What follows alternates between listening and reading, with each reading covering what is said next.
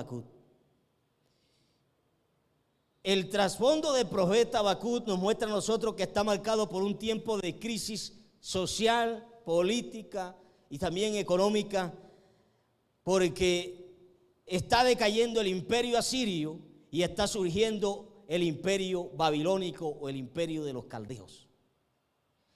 Y hay una incertidumbre en el pueblo de Judá porque salen de un imperio agobiado por un imperio como el de Asiria.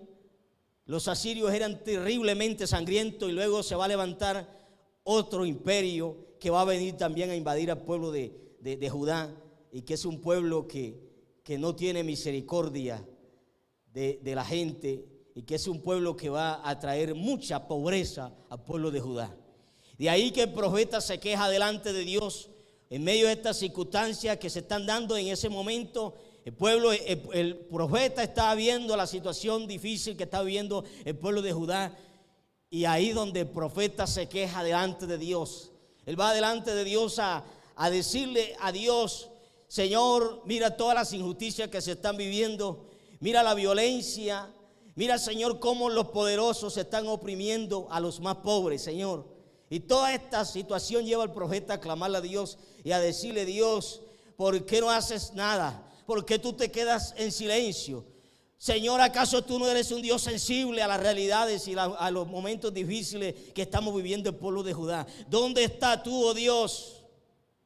¿Dónde estás? ¿Por qué no haces nada para que esta situación cambie? Y la impresión del profeta es que el mal en el pueblo de Judá está triunfando sobre el bien. Y aquí hay algo muy interesante, porque yo no sé, hermano, cuántos de nosotros, de los que estamos aquí, nos hemos sentido como el profeta Habacuc se sintió, impotente a tanta injusticia que se vive en la sociedad colombiana. Hay momentos que uno piensa y uno dice, hay frases que se utilizan, las personas las expresan en sus discursos o en las redes sociales: más somos los buenos que los malos. Pero cuando uno mira la realidad de Colombia, parece ser que más son los malos que los buenos. Parece ser que el mal está triunfando sobre el bien, aun cuando la Biblia dice que el bien debe triunfar sobre el mal. Y esa es la situación que está viendo el profeta Habacuc. Él está viendo un panorama, y aún más, él sabe que Dios, ahora como lo vamos a mirar, las cosas se van a empeorar, porque Dios se lo habla. Dios le habla al profeta que las cosas no se van a mejorar, las cosas se van a poner peor. Pero aquí hay una cosa tremenda, hermano, que el profeta Habacuc, y es algo que vamos a mirar en esta hora, porque eso es tremendo, el mensaje del profeta Habacuc y es muy relevante el profeta Habacuc para nuestros días. El libro de Habacuc podemos decir que está dividido en tres partes principales. Primero vemos nosotros el diálogo del profeta con Dios, capítulo 1, versículos 2 al 5. En segundo lugar vemos nosotros los juicios o los oráculos de juicios de Dios que va a traer Dios no solamente sobre el pueblo de Judá, sino sobre las naciones vecinas.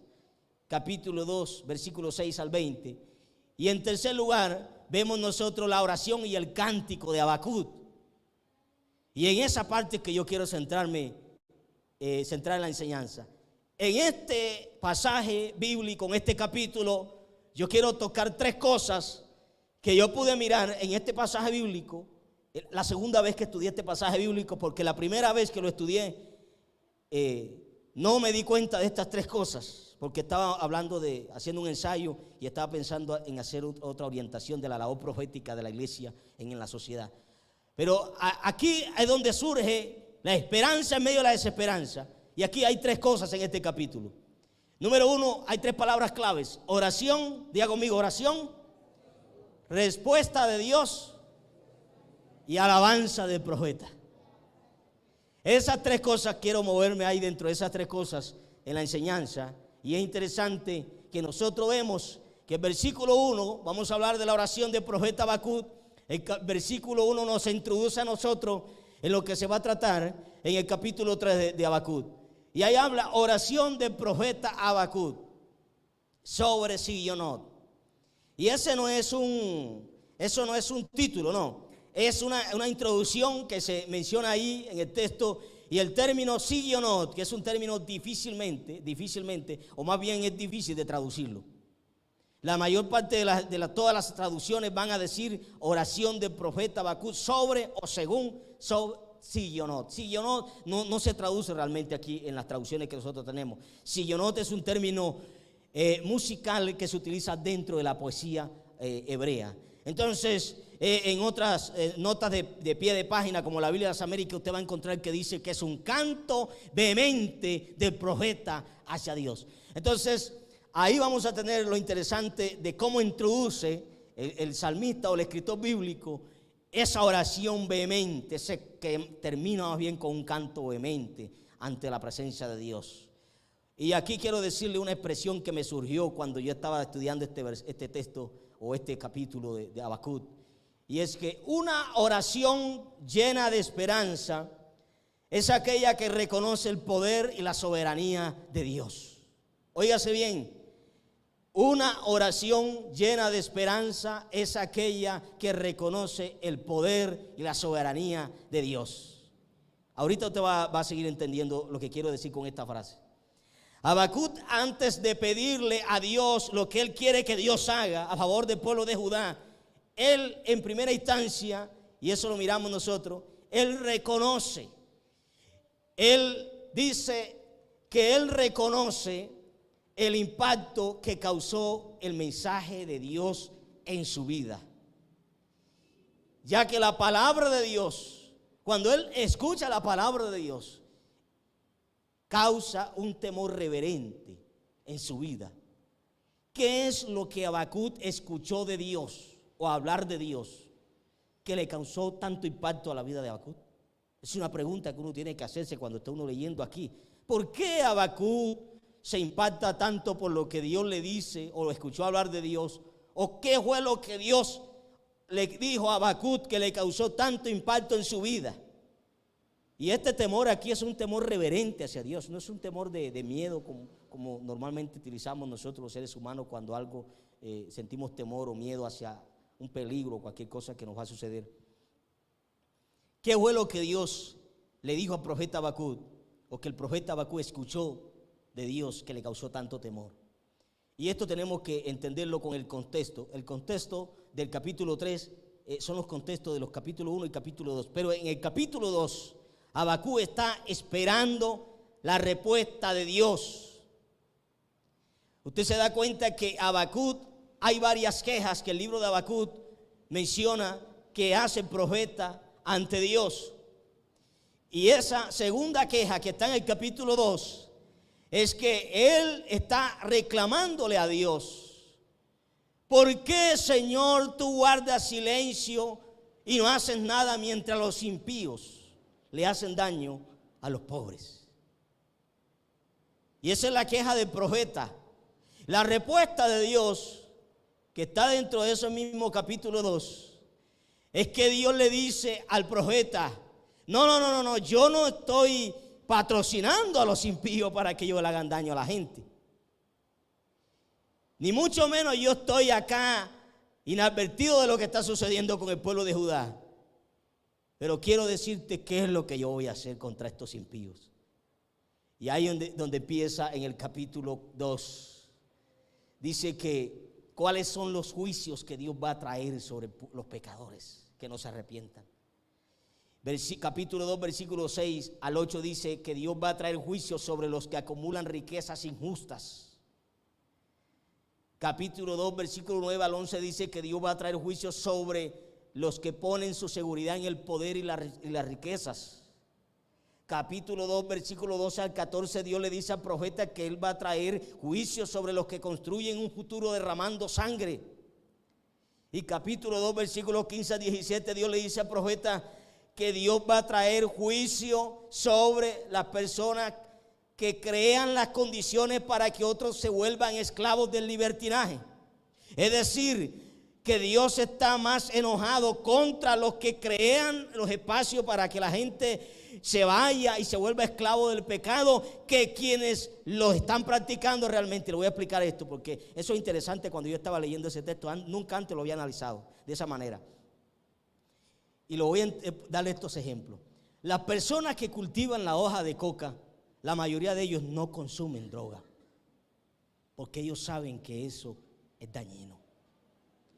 La mayoría de los dueños de burdeles, de bares, ellos no son gente dada a la prostitución, no.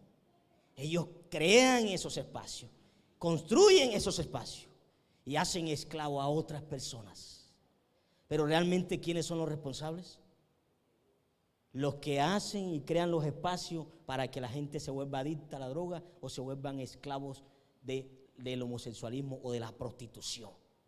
Y contra esa persona es que Dios le dice al profeta Habacuc: sobre ellos voy a traer juicios. Y entonces, cuando el profeta se da cuenta que Dios está viendo todo este asunto, y luego Dios le dice: sobre los que practican la idolatría voy a mandar juicio. Cuando el profeta escucha esta respuesta de Dios, de que Él va a traer juicio sobre los personajes o de las personas que antiguamente mencionamos anteriormente, y Dios dice: y no solamente sobre ellos, voy a traer juicio sobre los caldeos, que es la nación que va a invadir al pueblo de Judá. Por eso es que el profeta Habacuc es contemporáneo en los tiempos del profeta Jeremías. Entonces, y luego el Señor le dice: yo estoy al control de todo lo que está sucediendo. Y hay un versículo clave en Habacuc 2:20. ¿Qué dice Habacuc 2:20?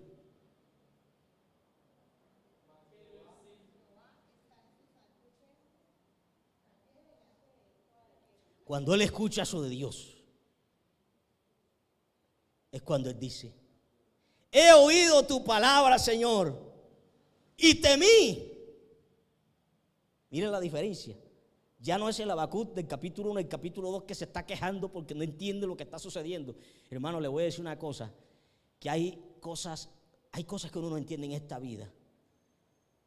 Y es por qué los malos progresan más que los buenos. ¿Por qué la gente que está haciendo lo malo no se enferma casi y la gente que quiere hacer lo bueno se enferma más?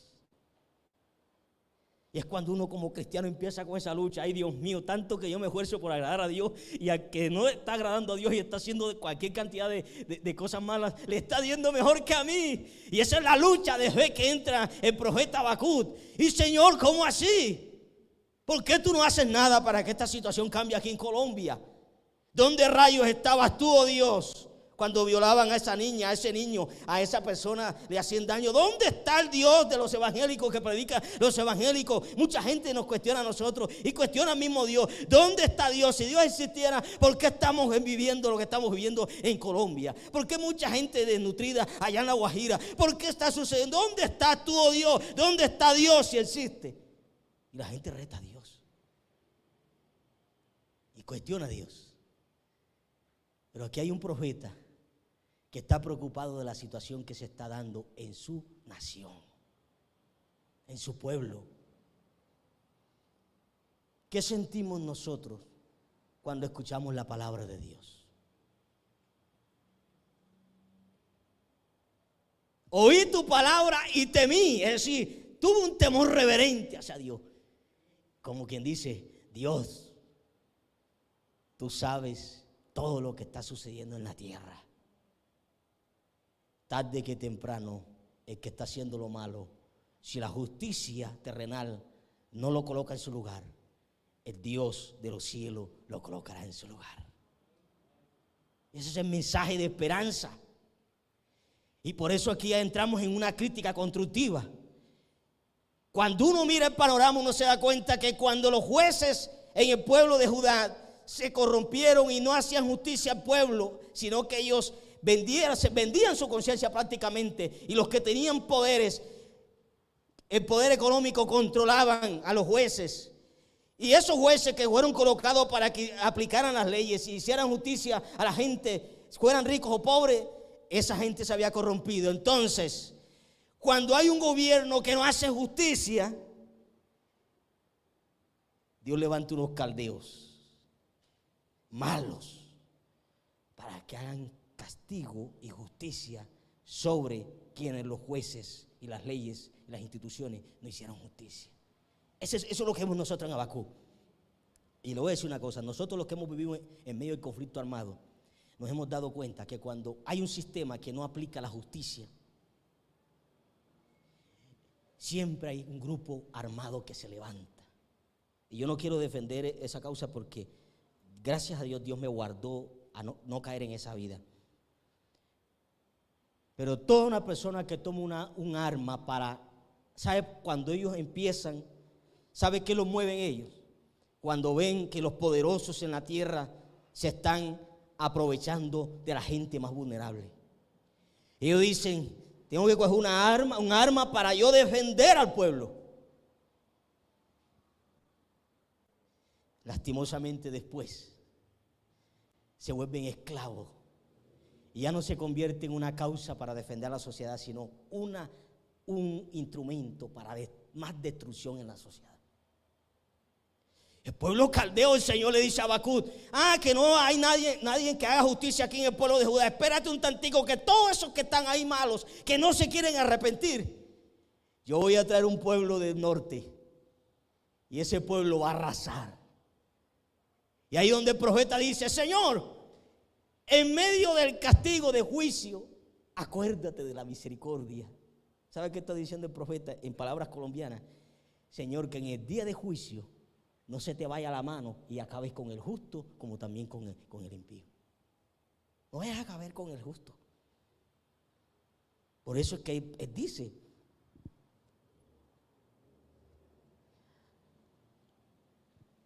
hay un desespero en el profeta que Dios actúe en medio de la situación que se está viviendo en la nación del pueblo de Judá. Y eso nos pasa a nosotros, hermanos. Nosotros nos desesperamos y nos angustiamos y queremos que el Señor nos responda ya. Y eso es lo que quería el profeta. Señor, actúa ya, porque la situación está difícil en la sociedad. Ahora, después de él reconocer la soberanía y el poder de Dios, y se da cuenta que Dios no es insensible a la necesidad de la sociedad, él entonces le dice a Dios, aviva, oh Señor, tu obra en medio de los tiempos. Dale a conocer. ¿Qué significa aviva tu obra, oh Dios? Está diciéndole el profeta a Dios, Señor, manifiéstate nuevamente como te manifestaste en el tiempo pasado, como cuando liberaste al pueblo de Israel de la servidumbre en la que se encontraba en Egipto. Libera a tu pueblo, Señor, de los enemigos. Libéranos, Señor, ayúdanos, socórrenos, Señor. Manifiéstate, Señor, nuevamente. Y ese es el clamor del profeta. Manifiéstate, oh Dios. ¿Y cuáles son esos actos salvíficos que el profeta trae a memoria? Y hay algo muy interesante en Éxodo capítulo 3, versículos 7 y al 8. Hay 3 verbos que se utilizan en esos pasajes bíblicos. Éxodo capítulo 3, versículos 7 y 8. Que Dios, cuando Dios ve al pueblo de Israel en Egipto, Él sabe lo que está sucediendo. Y hay 3 cosas que Dios hace. Primero, Dios, ¿qué? He visto. Estaba refiriéndose a Israel cuando estaba en Egipto en la esclavitud. He oído su clamor y he descendido para librarlos. Cuando uno lee este texto de Habacuc, esos verbos se mueven implícitamente dentro del texto de Habacuc. He visto, he oído y he descendido para librarlos. Y yo le quiero decir, hermano, que en esta preciosa hora, que hay un Dios que ha escuchado, sigue escuchando, seguirá escuchando tu clamor a favor de las circunstancias difíciles que se están viviendo aquí en Colombia. No piense, ay, hermano, es que yo no veo que Dios me responde. Espérate un tantico, que Él sí responde cuando tú pides por una buena causa. Ese es el Dios que nosotros predicamos y el Dios en quien hemos creído. Un Dios que escucha el clamor de su pueblo. Y ese fue el Dios que escuchó al pueblo de Israel. Y Habacuc está trayendo a memoria eso. Habacuc le está diciendo, ¿cómo es posible, Dios, si tú viste al pueblo de Egipto, lo escuchaste cuando ellos clamaron y los descendiste para librarlos? ¿Cómo es posible que no me escuches a mí ahora? Y ahí es donde viene el asunto de decir, ¿y cómo aplicamos nosotros estas circunstancias? Yo no sé qué cosa está causándole a usted angustia, hermano. Quizás al igual que Habacuc, usted ha dicho en oración: ¿hasta cuándo, Señor, te pido y no me respondes? ¿Hasta cuándo, Dios? A raíz de tanta injusticia que vemos en este mundo, muchas veces tendemos a perder la esperanza que el panorama mejore o cambie aquí en Colombia. ¿Cuántos quieren que las cosas cambien o mejoren aquí en esta ciudad? ¿Y cuántos queremos que las circunstancias difíciles que se están viviendo en la sociedad colombiana cambien y mejoren?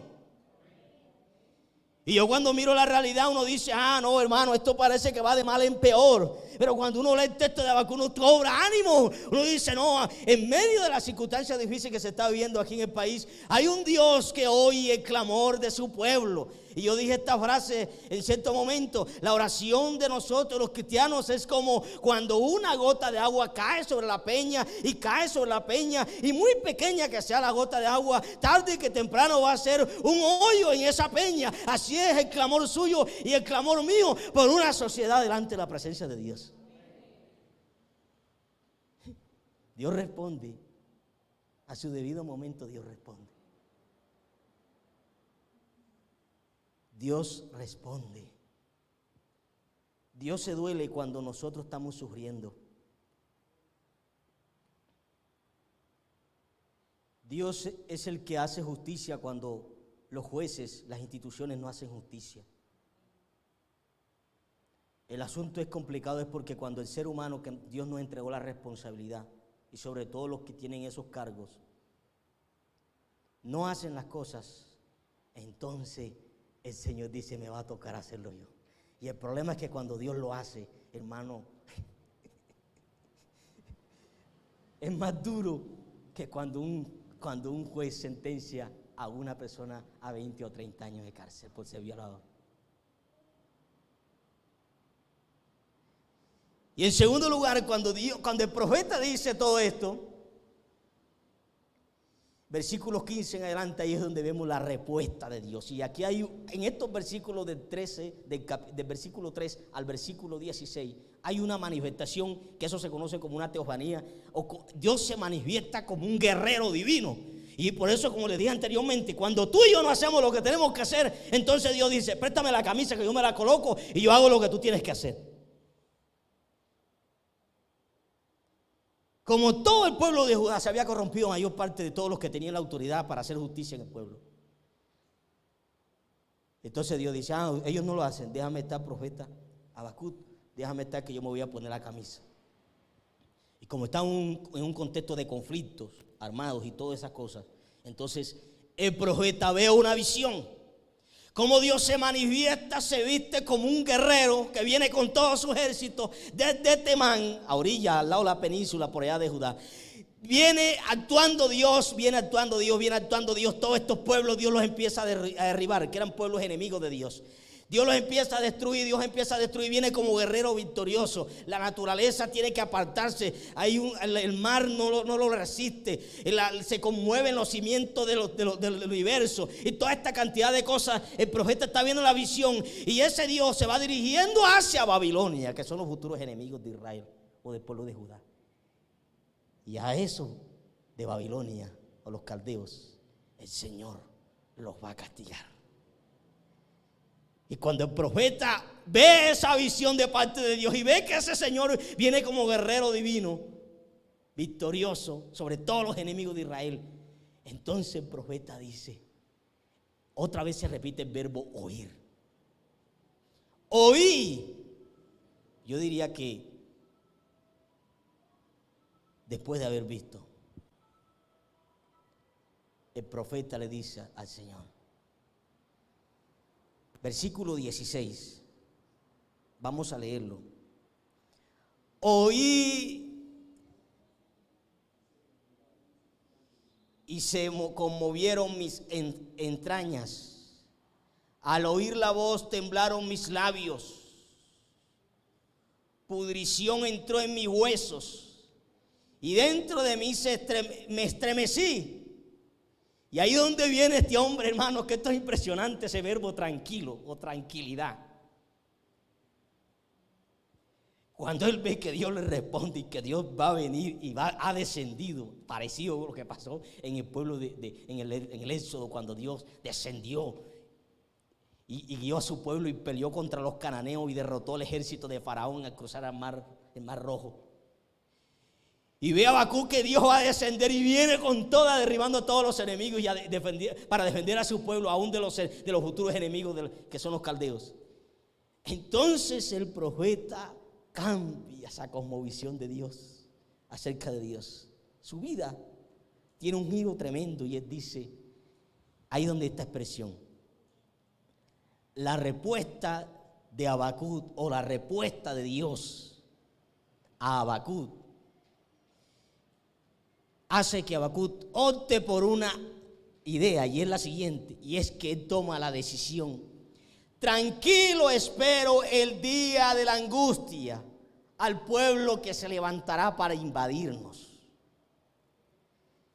Él está diciendo, yo sé, Señor, que las cosas se van a empeorar, pero yo he tomado una decisión después de tú haberme mostrado toda esta situación, esta manifestación de Dios, de haberme mostrado que tú eres el Dios que está con tu pueblo y que vas a defendernos, vas a defender a tu pueblo, vas a defender al justo. Yo me entrego en tus manos. Y es cuando él utiliza el verbo que se utiliza aquí, o la decisión, la que se utiliza aquí, que él hace, y es que el verbo o las palabras que se utiliza aquí para hablar de la quietud o tranquilidad de Habacuc, en hebreo significa asentarse, descansar, pero aquí se utiliza en voz pasiva, quiere decir que no es quedarme de brazos cruzados. Él lo que dice es que yo voy a quedarme, voy a abandonarme, voy a descansar es decir, como yo sé que Dios va a escucharme, como yo sé que Dios va a liberar al pueblo de Judá, yo voy a tomar la decisión de descansar en las manos de Dios. Pero ese descansar en las manos de Dios no quiere decir que yo me voy a quedar brazos cruzados, no. Quiere decir que mientras Dios actúe, yo voy a estar orando y clamando por el pueblo de Judá. Esa es la actitud que toma el profeta Habacuc. Y ese es el desafío de Dios para nosotros, hermanos. Nosotros no podemos ser insensibles ante las realidades que suceden aquí en Tuluá y en el país. Nosotros no podemos optar por una posición pasiva. No, nosotros tenemos que optar por una actitud activa. Es decir, mientras Dios hace lo que tenga que hacer, yo estoy orando, pero voy a descansar de que Dios va a hacer lo que tiene que hacer en esta ciudad y en esta nación. Pero sabe, hermano, ¿sabe cuál es el problema de nosotros? Que nosotros, la maldad se nos ha vuelto paisaje. ¿En qué sentido? Nosotros hemos visto tanta violencia aquí en Colombia, que matan a una persona allá afuera, y nosotros eso no nos conmueve, ni nos mueve a orar. Y allá en Medellín, yo le recordaba a los hermanos en la iglesia donde el pastor Alexander le decía, en los años 80, en los años 90, cuando eso estaba en su apogeo, me dicen a mí, ahí en Medellín, hubieron hombres, pastores, hombres y mujeres que entregaron su vida, algunos de ellos murieron, pero esa gente oraron para que Dios transformara esas comunas de Medellín. ¿Los escuchó Dios? No los escuchó. Y aquí es donde nosotros nos preguntamos, si las iglesias evangélicas aquí en Colombia estamos creciendo, entonces ¿por qué rayos no decrece la maldad? Hay más violencia cada día. ¿Qué estamos haciendo nosotros los cristianos? Realmente nosotros hemos tomado una actitud como la de Habacuc, de estar activo ante la presencia de Dios y descansar que Dios actúe, y no nosotros sino en oración. O nosotros tomamos una actitud de que, hermano, esto no lo cambia ninguno. Dejemos que la gente, los ladrones sigan robando y que todo el mundo haga lo que le da gana. Esa no es la actitud de nosotros los cristianos. No debiera ser. Y sabe una cosa, que este pasaje bíblico, este verbo que se habla aquí, que es la actitud que toma el profeta de descansar en Dios. Porque cuando tú y yo estamos cerca de Dios, hay algo que sucede en nuestras vidas, y es que nosotros no nos angustiamos. Y aunque querramos angustiarnos por cualquier dificultad, aprendemos a descansar en Dios, porque sabemos que Dios tiene el control de todas las cosas. Esta misma palabra, que es la que se traduce cuando la Septuaginta es la traducción que del griego, del hebreo al griego, esa palabra es la que utiliza Mateo cuando escribe el Evangelio de Mateo. En el Evangelio de Mateo se encuentra que Jesús le dice a la gente: vengan a mí todos los que están trabajados y cargados, es decir, agobiados de la vida. Vengan a mí, venid a mí, todos los que están agobiados y cansados de la vida, que yo os haré descansar. Y es lo mismo que el profeta. El profeta está angustiado de lo que está sucediendo en la tierra, en su pueblo. Y cuando él sabe que Dios le responde y Dios le muestra que va a manifestarse en un futuro, el profeta dice: yo voy a descansar ahora en el Señor. Y es tremendo que ese versículo que se utiliza en Mateo 11:28 y el versículo 29 es el versículo es el texto que se toma de Jeremías. Y esa fue la misma invitación que Dios le hizo al pueblo de Israel a través del profeta Jeremías: vengan a mí y hallarán descanso. Y el pueblo judío no quiso venir al Señor a descansar.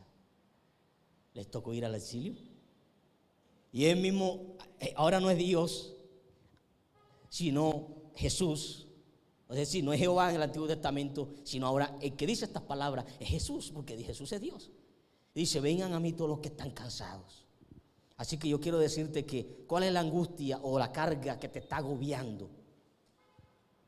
Hay una esperanza en Jesús. Hay alguien que te está diciendo: venid a mí que yo os haré descansar.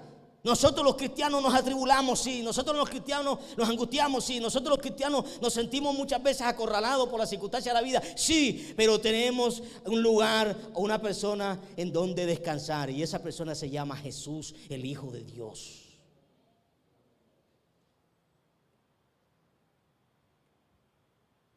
Y aquí está el descanso. Y es que el Dios que salvó al pueblo de Israel en la antigüedad es el mismo Dios que defiende a Israel aún de los babilonios. A pesar de llevarlos al exilio, Dios nuevamente los libera y les da libertad. Ahora, ¿cuál es el resultado? Estoy orando, veo que Dios se va a manifestar o se manifiesta. ¿Qué es lo que da? ¿Qué le da a usted cuando usted está pidiendo algo a Dios? Y el Señor le responde: ¿qué le da a usted? Alegría. Eso es algo que uno le da alegría cuando uno entiende que está orando por algo y uno en el momento se angustia porque el Señor no responde, pero cuando llega la respuesta uno se llena de alegría. Y ahí vamos a terminar los versículos 17 y 19. El profeta, cuando ve que Dios verdaderamente está en control de las cosas y que Dios se va a manifestar y que Dios va a defender a su pueblo, el profeta descansa no solamente en Dios, sino que el profeta prorrumpe un cántico de alabanza. Y es cuando él dice: aunque la higuera no florezca, ni hayan frutos en las vides, aunque falle la cosecha del olivo y los campos no produzcan alimentos, aunque en el aprisco no haya ovejas, ni ganado alguno en los establos, aún así, pese a esto, yo me regocijaré en el Señor, me alegraré en Dios, mi libertador. Está diciendo: en ese que liberó al pueblo de Israel en el pasado de las manos de los egipcios, es el mismo que nos va a liberar de las manos de los babilonios, es el mismo que nos va a liberar a nosotros en Colombia en las circunstancias difíciles. Amén.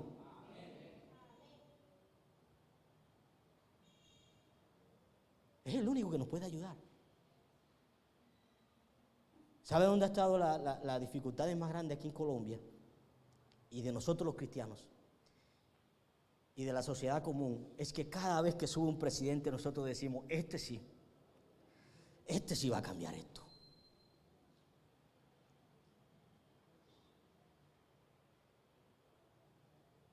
Porque somos dados a poner la mirada en los hombres y nos olvidamos que hay un Dios que es el que actúa y que puede utilizar a un hombre. Es cierto, Dios siempre va a utilizar a un ser humano para él hacer algo. Pero nuestra confianza no puede estar en el hombre, sino en Dios, que va a actuar en esa persona. Y ahí es donde nosotros tenemos que orientarnos bien. El profeta termina su oración, hermano, con un cántico de alabanza.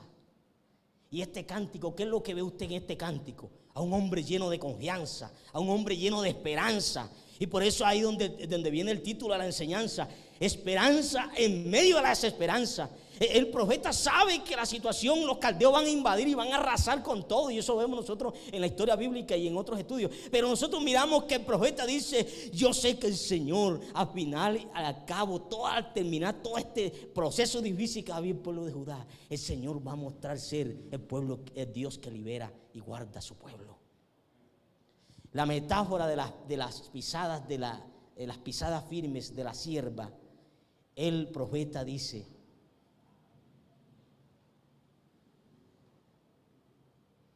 en medio de la situación difícil, ¿cómo va a andar el profeta?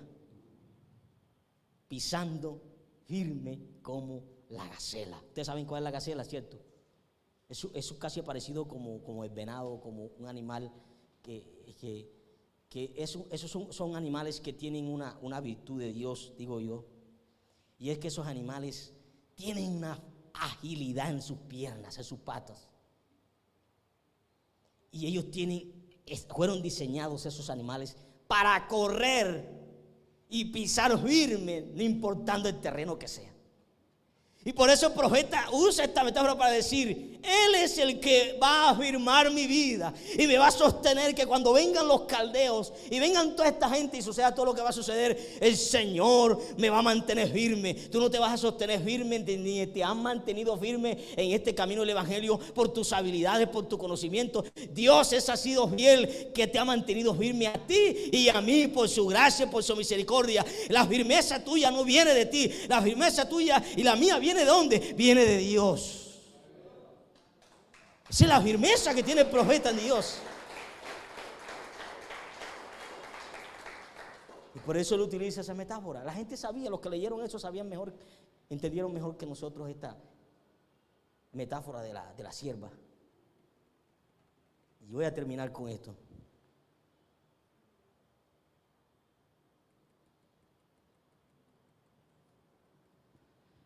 La desesperanza nos roba la alegría. ¿Es así o no es así? Pero la confianza nos devuelve la alegría. Nos devuelve la alegría y la esperanza en Dios. Ahora, cuando todo parecía gris, el cántico vehemente de Habacuc es relevante, hermano, hoy para la sociedad. En una sociedad como la de Colombia, que en muchos lugares se ha perdido la esperanza. No solo dentro de las iglesias, sino dentro de los mismos sistemas. ¿Por qué razón? Porque la gente que ha liderado nuestro país se ha equivocado de manera terrible. Y cuando la gente pone la confianza en un ser humano y se equivoca, ¿sabe cómo queda la gente? Todos son iguales. Por eso cuando un cristiano, cuando un pastor comete un error, todos caemos en el mismo saco, dice mi mamá. La palabra de Dios nos invita hoy. Yo quiero que usted se levante de su silla. Hermano, lastimosamente los seres humanos somos dados a defraudar a las otras personas. Y ahí donde el texto bíblico nos lleva a nosotros no poner la confianza en un hombre, sino en Dios. Porque Dios nunca va a mentirnos a nosotros, ni nos va a defraudar. La palabra de Dios hoy nos invita a seguir confiando en Dios, porque Dios no es solo Dios del pasado, Dios es Dios del presente y Dios del futuro. Dios sigue activo en la historia. Dios es un Dios vivo. La palabra también nos desafía a ser instrumento de intercesión ante la situación difícil que se está viviendo en la sociedad. Dios nos está llamando no solo a vivir para Él, sino a ser hombres y mujeres de intercesión. Lo que nosotros no podemos hacer, Dios lo va a hacer, pero lo va a hacer cuando nosotros oremos. Y voy a decirle esto: de Dios depende que las cosas cambien. Es cierto, eso es cierto.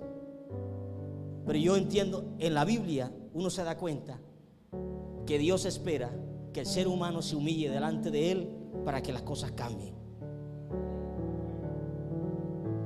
Yo no sé qué circunstancias difíciles está viviendo usted, mi amado hermano, pero si usted quiere que las cosas mejoren en su casa, tenemos dos opciones: humillarnos delante de Dios y clamarle a Dios, y en segundo lugar, tomar las cosas con responsabilidad. Si no hacemos esas dos cosas, la sociedad no cambia, nuestro hogar no cambia, las cosas no mejoran. Oración y responsabilidad. Cuando usted asume la responsabilidad, cuando asumimos la responsabilidad que nos toca a nosotros los seres humanos, Dios se manifiesta, porque Él puede hacerlo solo, pero Él te necesita a ti y a mí. Dios puede hacer de esta iglesia una iglesia grande. ¿Cuánto creen? Pero Él no lo hace solo, Él lo hace contigo. Él lo va a hacer con nosotros los seres humanos, con la iglesia. Hermano, ¿para qué orar tanto, hermano? ¿Para qué predicar si la gente no quiere escuchar? Es que eso no es. Es que la Biblia dice que tenemos que orar y tenemos que predicar. No hay otro modo. Dios lo puede hacer solo, pero Dios quiere que nosotros participemos de su obra y de su gloria. Cierra tus ojos. Padre, te damos gracias en este momento. Gracias te damos, Señor, porque hoy nos has hablado, Señor. Oh, gracias, Jesús. Levanta tus manos si puedes hacerlo y dile: Señor, hay esperanza en medio de la desesperanza. Gracias, Señor, porque tú eres el Dios que has oído mis oraciones. Has escuchado el clamor de tu pueblo, de la iglesia colombiana, Dios. De la iglesia aquí en Tuluá, Señor. En medio de las circunstancias difíciles, cuando hay un ser humano, cuando hay un pueblo que es sensible a la realidad de la sociedad y se angustia por lo que se está viviendo, cuando hay alguien que clama a ti con un corazón sensible a las realidades que se están viviendo en este mundo, desde los cielos, desde tu trono, tú oyes ese clamor y vienes para liberar a tu pueblo, Dios. Gracias por los hombres, miles y miles de personas que oran, oh Dios, que claman día y noche, Señor. Como cuando la viuda iba al juez injusto, Señor, le insistió y le insistió y le insistió, tanto así que el juez, aunque era injusto, Señor amado, le hizo justicia. ¿Cuánto no más, dices tú, Señor amado, el énfasis? ¿Cuánto no más lo hará vuestro Padre Celestial si os claméis día y noche? Padre, gracias. Te entregamos nuestras cargas y preocupaciones, Señor, todas las cosas que nos han estado agobiando. Yo no sé si es la economía que nos esté agobiando, que esté agobiando a mis hermanos. Sea un problema familiar, sea un problema con un amigo, con un hijo. Entrega esa carga, mi amado hermanos. Entrega esa carga a Dios. Y tarde que temprano, nuestros ojos se llenarán de lágrimas, pero no de dolor, sino de alegría. Y nuestros labios se llenarán de alabanza. Porque Dios es un Dios de esperanza. El Evangelio es un mensaje de esperanza. Muchas veces nosotros los cristianos, los que predicamos el Evangelio, hemos convertido el Evangelio en un mensaje pesimista. No, Señor, el Evangelio es un mensaje de esperanza. Y por eso es que el Evangelio es la luz. Y por eso es que Cristo es la luz. Porque Él trae la luz en medio de la oscuridad. Él la alumbra.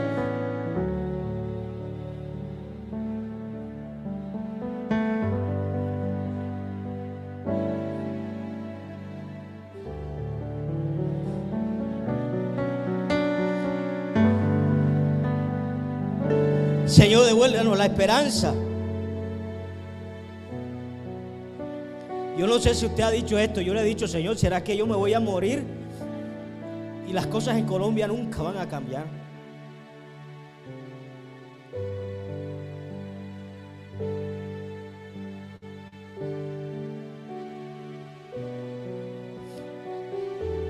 Ese es el clamor de miles y miles de personas, de madres que han perdido a sus hijos y confían en la justicia, y la justicia las defrauda.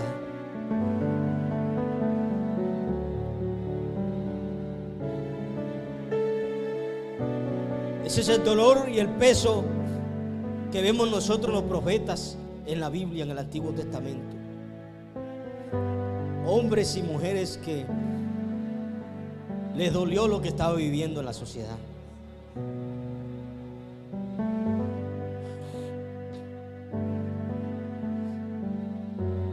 Padre, te damos muchas gracias, porque tú eres nuestra esperanza, Jesús. Que la paz de Dios sea con todos ustedes, hermanos.